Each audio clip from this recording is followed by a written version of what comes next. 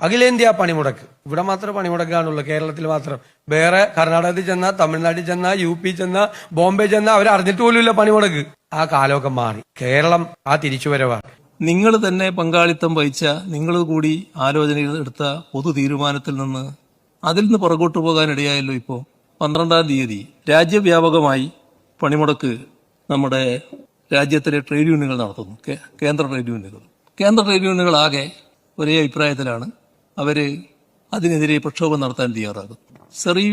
വരുന്ന 12-ാം തീയതി CITയും INTUCയും AITUCയും എല്ലാ കേന്ദ്ര ട്രേഡ് യൂണിയനുകളും പങ്കെടുത്തുകൊണ്ടുള്ള പ്രക്ഷോഭമാണ്, രാജ്യവ്യാപകമാണ്.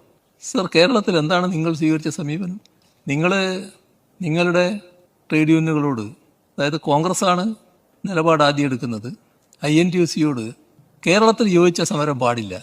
നിങ്ങളങ്ങനെ ഒരു നിലപാടെടുത്തപ്പോൾ നിങ്ങളെ കൂടെ തന്നെ നിൽക്കുന്ന ഇന്ത്യൻ യൂണിയൻ മുസ്ലിം ലീഗിൻ്റെ STU അവർക്കും കിട്ടിയ വിലക്ക്. എന്താണ് നിങ്ങൾക്കുള്ള വിഷമം? രാജ്യവ്യാപകമായി നടക്കുന്നൊരു പ്രക്ഷോഭം, ആ പ്രക്ഷോഭം BJP ഗവൺമെന്റിനെതിരെയുള്ള പ്രക്ഷോഭമാണ്. രാജ്യത്തിലെ തൊഴിലാളി വർഗം നടത്തുന്ന ഏറ്റവും ശക്തമായ പ്രക്ഷോഭമാണ്. ആ പ്രക്ഷോഭത്തിൽ കേരളത്തിൽ നിങ്ങളെ പൊതുശക്തിയോടൊപ്പം അണിനിരക്കാൻ പാടില്ല എന്ന നിലപാടെടുത്തത് എന്തുകൊണ്ടാണ്? എന്താണ് അതിന്റെ പിന്നിലുള്ള താല്പര്യം? അതിൽ BJP അല്പം സൂചിപ്പിക്കലില്ലേ? BJPയോട് ഒരു മൃദു സമീപനം നിങ്ങൾക്കില്ലേ? പല ഘട്ടങ്ങളിൽ നിങ്ങളത് കാണിച്ചതില്ലേ? അതിന്റെ ഭാഗമായല്ലേ ഇങ്ങനെയൊരു നിലപാട് വന്നത്?